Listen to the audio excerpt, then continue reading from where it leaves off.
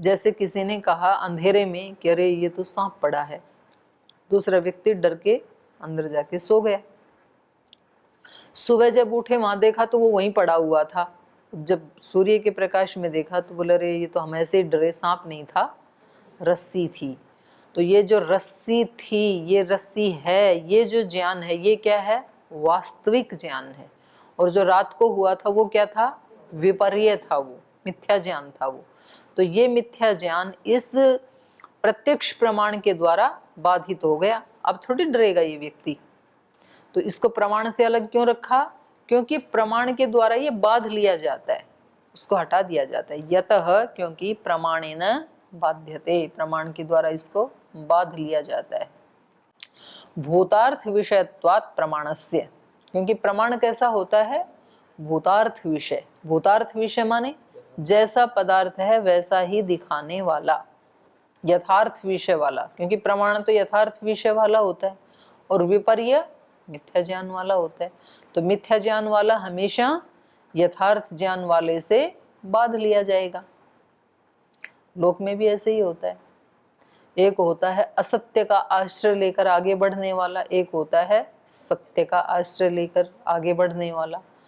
तो असत्य का आश्रय लेकर बढ़ने वाला शुरू में कुछ कदम तक वो शोरगुल मचा सकता है, लेकिन थोड़े ही समय के बाद ये सत्य का आश्रय लेकर बढ़ने वाला जो व्यक्ति है ये उसको बांध लेगा। बोलते हैं ना, झूठ के पांव नहीं होते, ज्यादा कदम आगे नहीं चल सकता है। और सत्य शाश्वत होता है, उसको कोई मार नहीं सकता है। तो ये प्रमाण से अलग था विपर्य, इसलिए इसको अलग से पढ़ना पड़ा। क्योंकि प्रमाण जो होता है वो यथार्थ विषय वाला होता है और ये यथार्थ विषय के द्वारा बाध लिया जाता है। तत्र प्रमाणेन बाधनम अप्रमाणस्य दृष्टम, कह रहे हैं प्रमाण के द्वारा अप्रमाणस्य बाधनम दृष्टम, प्रमाण के द्वारा अप्रमाण का बाध लिया जाना देखा जाता है। कैसे? तद यथा द्विचंद्र दर्शनम, द्विचंद्र दर्शनम सद विषयेण एक चंद्र दर्शनेन बाध्यते। किसी व्यक्ति को आंख का कोई रोग हो गया तो वो चांद को देख के कहता है भाई दो चांद हैं आकाश में तो, और तब कोई दूसरा व्यक्ति आकर के कहता है कि नहीं भाई चांद दो नहीं है, तेरी आंख में कुछ फॉल्ट है, चांद तो एक ही है। तीसरा भी आके कहता है चांद तो एक ही है, चौथा भी आके कहता है, 10 व्यक्ति आकर के कहते हैं चांद तो एक ही है। तो फिर उसकी आंख का इलाज किया जाता है तो वो कहता है हाँ चांद तो एक ही है, मुझे 2 दिख रहे थे। तो ये जो पहले वाला इसका जो ज्ञान था ये कैसा ज्ञान था? मिथ्या ज्ञान था, विपर्य कहेंगे उसको। तो ये विपर्य इस एक चंद्र के ज्ञान वाले यथार्थ से बाध लिया गया। तद यथा द्विचंद्र दर्शनम सद्विषयः एक चंद्र दर्शनेन बाध्यत इति। सेयम पंच पर्वा भवति अविद्या। तो ये जो विपर्य कहें या अविद्या कहें एक ही बात है। ये 5 पर्व वाली होती है, 5 पार्ट हैं इसके। अविद्या अस्मिता राग द्वेषा अभिनिवेशाः क्लेशाः इति। विपर्य माने अविद्या। अविद्या कितने प्रकार की होती है? 5 प्रकार की। तो ये आगे बताएंगे इसके बारे में। अविद्या अस्मिता राग द्वेष अभिनिवेश। एत एव स्वसंज्ञाभिः तमो मोह महामोह तामिश्र अंधतामिश्र इति। और कह रहे हैं ये 5 क्लेश ही एते एव स्वसंज्ञाभिः अपनी संज्ञाओं के द्वारा मोह महामोह तामिश्र और अंधतामिश्र कहे जाते हैं। तो सांख्य दर्शन में, सांख्य कारिका में यही संज्ञा है अविद्या की। तम मोह महामोह तामिश्र अंधतामिश्र एते चित्तमल प्रसंगेन अभिधास्यन्ते। तो ये सारे अविद्यादि और अविद्यास्मिता राग द्वेष अभिनिवेश क्लेश या तम मोह महामोह तामिश्र अंधतामिश्र ये सब के सब चित्तमल, ये सब चित्त के मल हैं। और चित्तमल प्रसंगेन अभिधास्यन्ते। चित्तमल का प्रसंग जहाँ आएगा, अंतःकरण की अशुचिता का जहाँ प्रसंग आएगा द्वितीय पाद में, वहाँ ये अभिधास्यन्ते इनका वर्णन किया जाएगा, बता दिए जाएंगे। तो विपर्य क्या हो गया? मिथ्या ज्ञानम, अतद्रूप प्रतिष्ठम। और विकल्प क्या है? शब्द ज्ञानानुपाती वस्तु शून्य विकल्पः। तो ये शब्द ज्ञान का अनुपाती होता है। शब्द ज्ञानानुपाती माने शब्द बोध का अनुकरी होता है, शब्द बोध के अनंतर उत्पन्न होने वाला होता है। पहले किसी शब्द से हमें बोध होता है और उसका अनुकरण करने वाला ये होता है। लेकिन वस्तु शून्य होता क्या है?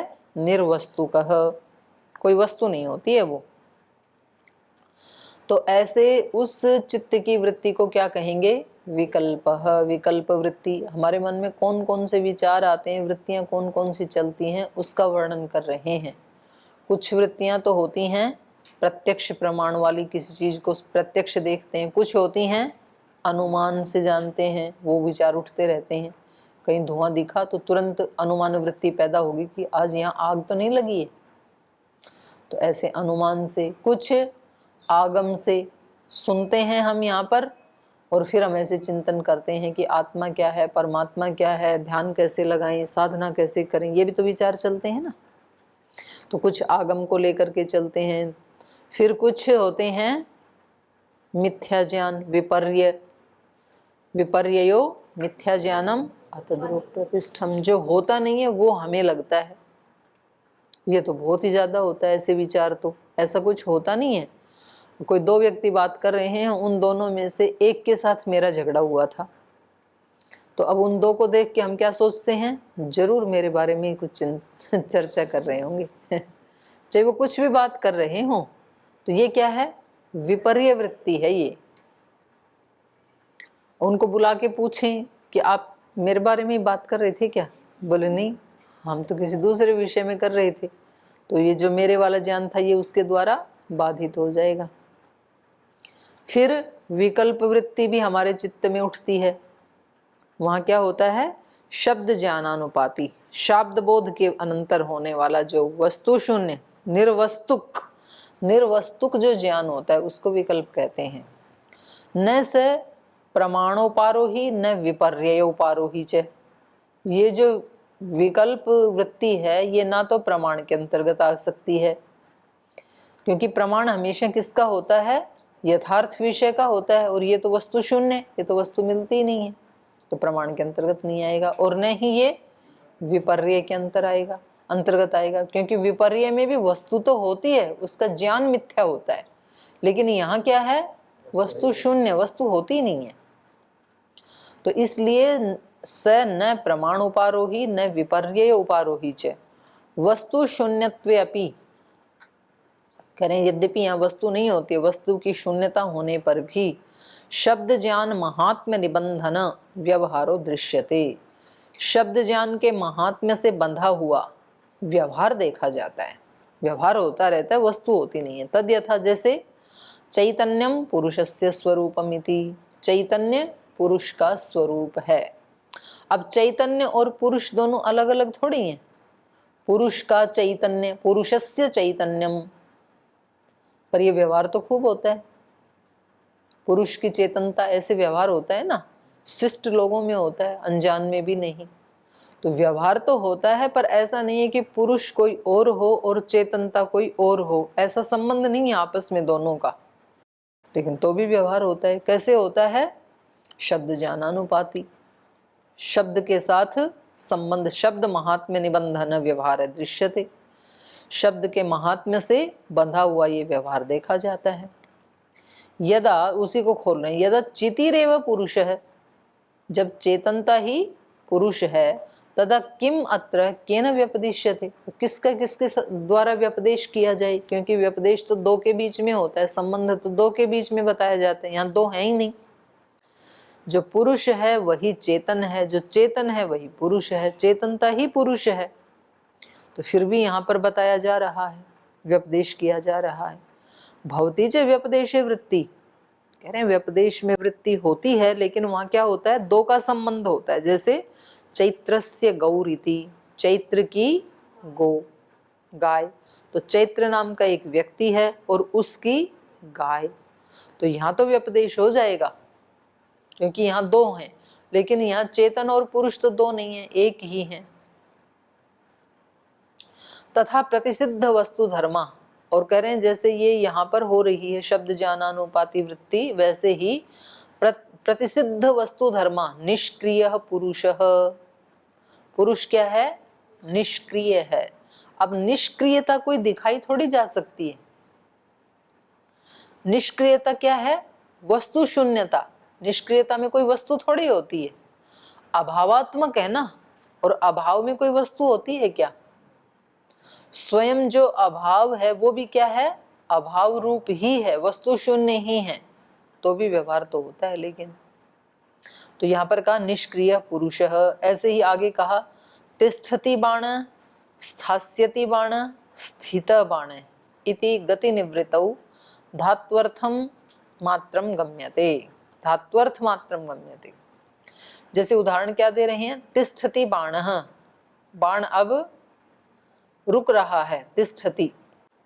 और फिर कहा स्थास्यति बाण, बाण रुकेगा। और स्थितः बाण, बाण रुक गया है। तो तीनों में ही स्था धातु है, और स्था धातु का अर्थ अपने आप में ही क्या होता है? गति निवृत्तो, गति की निवृत्ति। तो यद्यपि व्यवहार के लिए ये शब्द प्रयोग किए जा रहे हैं, तिष्ठति, स्थास्यति, स्थित इति गति निवृत्तौ, लेकिन ये सब क्या बता रहे हैं? धात्वर्थ मात्रम गम्यते। गति की निवृत्ति जो धात्वर्थ है, केवल उसी का ही तो ज्ञान हो रहा है यहाँ पर। और वो क्या है? अभावात्मक है, वस्तु शून्य है वो। गति की निवृत्ति, तो निवृत्ति नाम की कोई वस्तु है क्या? नहीं है। पर उस निवृत्ति का हमें एक वृत्ति तो बनती है, ज्ञान तो होता है। तो ऐसा ये जो ज्ञान हमें हो जाता है वस्तु के बिना ही, उसको क्या कहते हैं? विकल्प वृत्ति। तो कह रहे इन तीनों में गति निवृत्तौ धात्वर्थ मात्रम गम्यते तथा अनुत्पत्ति धर्मा पुरुष इति। और कह रहे हैं वैसे ही ये पुरुष कैसा है? अनुत्पत्ति धर्मा। अब अनुत्पत्ति नाम का धर्म कभी पुरुष में रहता है क्या? कोई नहीं रहता है, क्योंकि वो अनुत्पत्ति कहने से ही पता लग रहा है कि अभावात्मक धर्म है। तो अनुत्पत्ति धर्मा पुरुष, ये जो कहा जा रहा है ये क्या है? उत्पत्ति धर्मस्य अभाव मात्रम अवगम्यते। उत्पत्ति धर्म के अभाव मात्र का ज्ञान हो रहा है, और अभाव क्या होता है? वस्तु शून्य। तो इसलिए ये वृत्ति कैसी है? विकल्प वृत्ति। तो ऐसे ऐसी वृत्तियां हमारे चित्त में खूब उठती हैं जिनका कोई अस्तित्व ही नहीं है, वस्तु शून्यता है, तो उनको कहेंगे विकल्प वृत्ति। उत्पत्ति धर्मस्य अभाव मात्रम अवगम्यते न पुरुषान्वयी धर्म। पुरुष में अन्वित धर्म थोड़ी है ये। अनुत्पत्ति धर्म पुरुष में अन्वित थोड़ी दिखता है, कहीं है ही नहीं, तो अन्वित कहां से होगा? तस्माद् विकल्पितः स धर्मः तेन च अस्ति व्यवहार। इसलिए ये जो धर्म बताया जा रहा है, कौन सा? अभावात्मक धर्म। विकल्पितः स धर्म, ये धर्म कैसा है? विकल्पित। विकल्पित माने कल्पना किया गया। कल्पित कहते हैं ना भाई, ये तेरी कल्पित भावना है, माने कल्पना की गई। तो ऐसे का तस्माद विकल्पितः स धर्म, ये जो अभावात्मक धर्म है ये कैसा है? विकल्पित, विशेष रूप से कल्पना कर ली। तो ऐसे कल्पना करके हम बहुत सारे विचार वृत्तियां उठाते रहते हैं अपने चित्त में। तो वो सब क्या होता है? हमारी कल्पना होती है, और वो कोई कल्पना ही होती है, वहां पर कोई ऐसी वस्तु नहीं होती है। अब व्यक्ति थोड़ा सा भी बीमार होता है तो बोलता है कहीं मेरे को कोरोना तो नहीं हो गया। अब ये वृत्ति तो है, पर वास्तव में कोरोना उसके अंदर है नहीं। तो ऐसी वृत्ति आती है ना, तो ये क्या है? विकल्प, कल्पित वृत्ति है, कल्पना की गई वृत्ति है। किसी व्यक्ति को कुछ थोड़ी और बीमारी ज्यादा हो जाए तो कहीं मेरे को कैंसर तो नहीं हो गया है।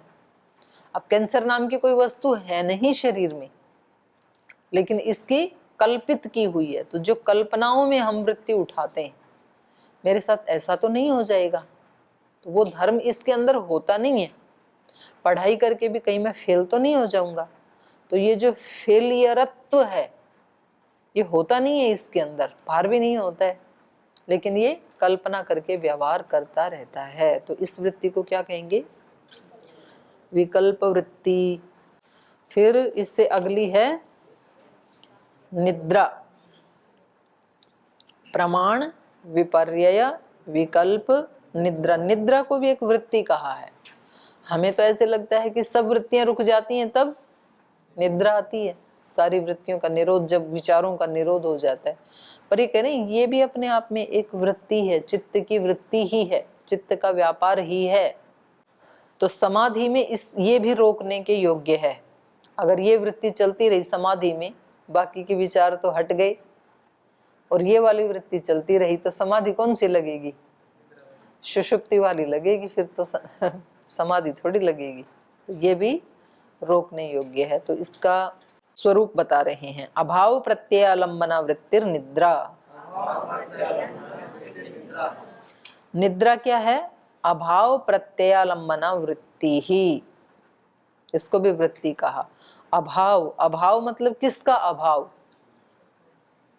स्वप्न का और जागृत का। नींद में किसका अभाव होता है? या तो हम जागृत अवस्था में हैं, या तो स्वप्न में हैं, और तीसरा सुषुप्ति, जिसको निद्रा कहेंगे। तो सुषुप्ति में दो का अभाव होता है। तो अभाव हो गया जागृत का और स्वप्न का। तो जागृत और स्वप्न के ज्ञान के अभाव का, अभाव प्रत्यय, प्रत्यय मतलब ज्ञान। तो जागृत और स्वप्न काल का जो ज्ञान है, उस ज्ञान के अभाव का कारण अभाव प्रत्यय आलंबना। आलंबन मतलब कारण। जागृत और स्वप्न का जो ज्ञान और उस ज्ञान के अभाव का जो कारण, जिसमें स्वप्न का ज्ञान नहीं रहता है उसका अभाव हो जाता है, जागृत का ज्ञान नहीं रहता है उस ज्ञान का अभाव हो जाता है। इस ज्ञान के अभाव का कारण क्या है? तमोगुण, उसके कारण ही तो होती है ना ये वृत्ति। तो उस ज्ञान के अभाव का जो कारण, और वो कारण जिसका है अभाव प्रत्यय आलंबन, वो कारण आलंबन है जिसका, जिसका किसका? निद्रा का। वो तमोगुण जो है वो आलंबन है जिसका, जिस वृत्ति का, उस वृत्ति को कहेंगे निद्रा। तो इसका कैसे पता कैसे चलता है? तो उसको बता रहे हैं भाष्य में। कह रहे हैं साच, सा का निद्रा, वो जो निद्रा वृत्ति है, साच संप्रबोधे प्रत्यवमर्शात प्रत्यय विशेषः। वो जो निद्रा वृत्ति है वो संप्रबोधे, उठ जाने पर, जग जाने पर, जब ये व्यक्ति जग जाता है तो प्रत्यवमर्शात, ज्ञान का स्मरण करता है। प्रत्यय मतलब ज्ञान, प्रत्यवमर्शात स्मरणात, प्रत्यवमर्शात प्रत्यय विशेष, ज्ञान विशेष होता है। वो रात को जो कुछ भी इसको नींद में अनुभूति हुई थी उसका स्मरण करता है, और स्मरण करता है तो एक ज्ञान होता है इसको। कथम, कैसे, कैसे स्मरण करता है ये? सुखम अहम अस्वाप्सम, मैं आज सुख से सोया। प्रसन्नम में मनः, मेरा मन प्रसन्न है।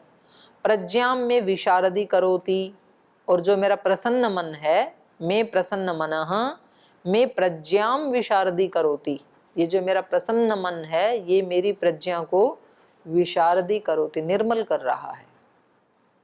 मन दुखी होता है तो प्रज्ञा को भी क्या कर देता है?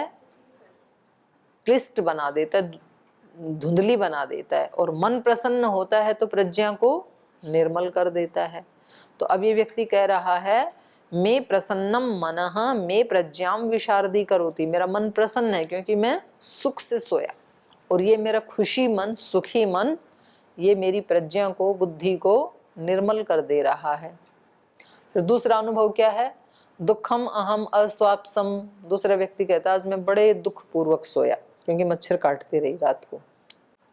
दुखम अहम अस्वाप्सम स्त्यानम में मनः, मेरा मन कैसा है? भारी हो रहा है। स्त्यान, स्त्यानम में मनः भ्रमति अनवस्थितम, मेरा मन कैसा है? भ्रमित हो रहा है, भ्रमित सा हो रहा है। और अनवस्थितम, अवस्थित नहीं है। अवस्थित माने स्थिर, अनवस्थित मतलब चंचल। अनचंचल सा हो रहा है, जब ठीक से सोता नहीं है ना, और अब सुबह उठ के इसको कहें कि अब सूत्र याद करो, तो ये मन सूत्र याद नहीं करेगा जो रात को नहीं सोया। ये मन कैसा हो जाता है, अनावस्थित, किसी विषय में ठहरता नहीं है वो फिर। और शरीर कैसा हो जाता है, स्त्यानम, मन भी कैसा हो जाता है, भारी, तन भी भारी, मन भी भारी। फिर तीसरा व्यक्ति कह रहा है, गाढ़म मूढ़ो अहम अस्वाप्सम, मैं तो आज ऐसा गाढ़ निद्रा में सोया कि पूरा मूढ़ अवस्था में, बेखबर होकर के। मूढ़ो अहम अस्वाप्सम गुरुणी में गात्राणी, क्योंकि तमोगुण का प्रभाव था, इसलिए मेरे शरीर कैसा हो रहा है, भारी भारी। एक व्यक्ति को कुछ नींद की गोली दे करके सुला दो, सोया ही रहेगा 10-12 घंटे, और फिर जब वो जगे तब उससे पूछो कैसा फील हो रहा है, तो क्या बोलेगा, पूरा शरीर भारी भारी लग रहा है, फ्रेश नहीं होता है वो, क्योंकि वो नींद कैसी थी, तमोगुण प्रधान थी। इसलिए 3 प्रकार की नींद बताई ना गीता में, सात्विक, राजसिक, तामसिक। तो ये तामसिक नींद के बारे में कह रहे हैं।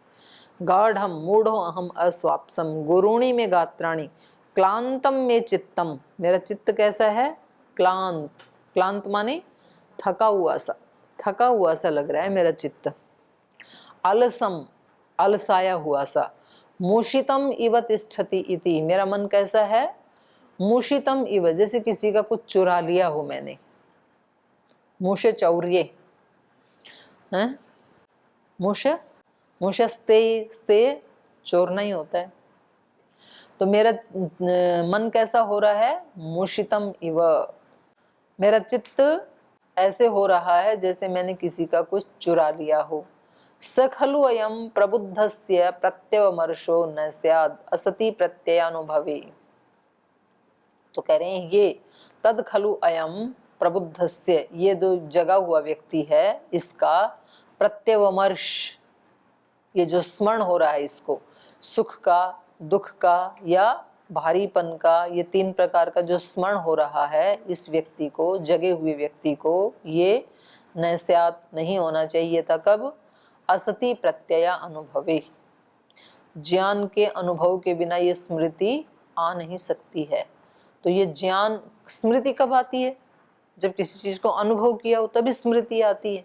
तो निश्चित रूप से रात को सोते सोते इसने अनुभव किया था इस चीज का। अच्छी नींद का भी अनुभव करता है आत्मा, बुरी नींद का भी अनुभव करता है, राजसिक का भी, तामसिक का भी, सात्विक का भी, इसीलिए स्मरण करता है सुबह उठ करके, उस समय ये अनुभव कर रहा होता है। कह रहे हैं सखलु अयम प्रबुद्धस्य प्रत्यवमर्शो न स्यात्, ये जो जगा हुआ व्यक्ति है इसको प्रत्यवमर्श नहीं हो सकता है यदि असति प्रत्यय अनुभव है, यदि उस समय प्रत्यय का अनुभव ना हो, ज्ञान का अनुभव ना हो।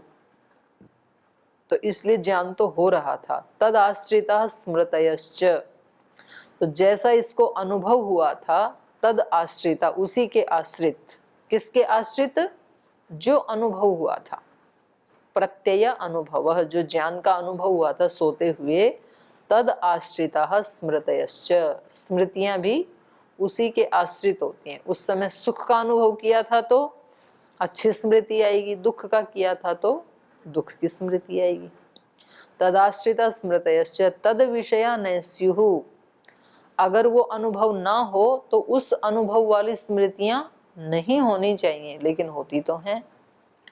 तस्मात् प्रत्यय विशेषो निद्रा, इसलिए निद्रा भी क्या है, प्रत्यय विशेष है, ज्ञान विशेष है, वृत्ति विशेष, एक वृत्ति है, क्योंकि उस नींद में भी एक वृत्ति चल रही होती है और उसी का ही स्मरण हम सुबह उठ करके करते हैं। तो चित्त जो है जैसे जागृत अवस्था में व्यस्त रहता है और जैसे स्वप्न अवस्था में एक वृत्ति वाला होता है, वैसे ही निद्रा अवस्था में भी वृत्ति वाला ही होता है। निद्रा भी एक वृत्ति ही है। तस्मात् प्रत्यय विशेषो निद्रा सा च समाधौ इतर प्रत्ययवत निरोधव्या इति, और सा वह निद्रा समाधौ, समाधि में, इतर प्रत्ययवत, जैसे दूसरे ज्ञान हैं, दूसरे प्रत्यय हैं, उनके तरह ही निरोधव्य इति, रोकने योग्य है। समाधि में ये निद्रा भी बाधक है। जिस समय निद्रा होगी उस समय समाधि नहीं ना होगी, तो यदि समाधि लगानी है तो इस वृत्ति को भी रोकना पड़ेगा। जो रात को हम सोते हैं वो हमारे लिए हम जानबूझ के सोते हैं, क्योंकि नहीं सोएंगे तो दिन में काम नहीं कर पाएंगे। लेकिन उस स्थिति में हम समाधि नहीं लगा सकते हैं। उस निद्रा को उत्कृष्ट तो बना सकते हैं, जैसे हम अपने चित्त की वृत्तियों को जागते हुए उत्कृष्ट तो बना सकते हैं कि हम सात्विक वृत्ति में ही रहेंगे, राजसिक और तामसिक नहीं बनाएंगे। लेकिन हम उसको उस अवस्था में, गाढ़ निद्रा की अवस्था में समाधि तो नहीं लगा सकते हैं। वो भी अपने आप में एक वृत्ति है। अब लास्ट वृत्ति क्या है? स्मृति। स्मृति किसे कहते हैं? अनुभूत विषया संप्रमोषः स्मृति ही। अनुभूत विषय की, अनुभूत विषय माने अनुभूत विषय का असंप्रमोष, भुला न पाना, इसको क्या कहेंगे? स्मृति ही। इसको स्मृति कहते हैं। यहां पर भी वही धातु है, मुष स्तेये। मुष, फिर संप्रमुष और असंप्रमुष।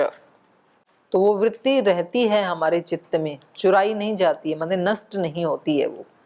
तो इसलिए उसको क्या कहा? स्मृति। जो कुछ हमने अनुभव किया था वो वृत्ति बनी रहती है, तो इसलिए उसको स्मृति कहते हैं। किम प्रत्ययस्य चित्तम स्मृत्या आहोस्वित विषयस्य इति। अब ये एक प्रश्न हमारे लिए दे रहे हैं भाष्यकार। कह रहे हैं ये जो चित्त को स्मृति आती है, चित्तम स्मरति, ये जो स्मरण करता है चित्त, ये किम प्रत्ययस्य स्मृति आहोस्वित विषयस्य, प्रत्यय का स्मरण होता है इसको या उस विषय का होता है? जैसे मानो हमने एक आम खाया, तो आम क्या है? एक विषय है, और उस आम को खाने से एक हमें ज्ञान हुआ कि ये आम खट्टा है या मीठा है, जैसा भी है। और एक हमें उसके रूप का ज्ञान हुआ कि ये पीला है कि हरा है। अब अगली बार जब हमें इस आम की स्मृति आती है, तो इस आम की आती है या इस ज्ञान की आती है? दोनों में से किसकी आती है? ये जो हमने अनुभव किया था, अनुभूति हुई थी, उस अनुभूति की स्मृति आती है या विषय की आती है? प्रत्यय की आती है या विषय की आती है? किसका? अनुभूति जो होगा, जो अनुभव होगा। अनुभूति मतलब ज्ञान। तो ठीक है, देखेंगे ये क्या बताते हैं। इसका मतलब आप लोग तो ऐसे जीते हो बिना जागे जागे। तो ये बताएंगे। आज तो समय हो गया है, और इस पे आप चिंतन करके आए तो कल पढ़ेंगे किसकी स्मृति आती है। आज यहीं विराम लेते हैं।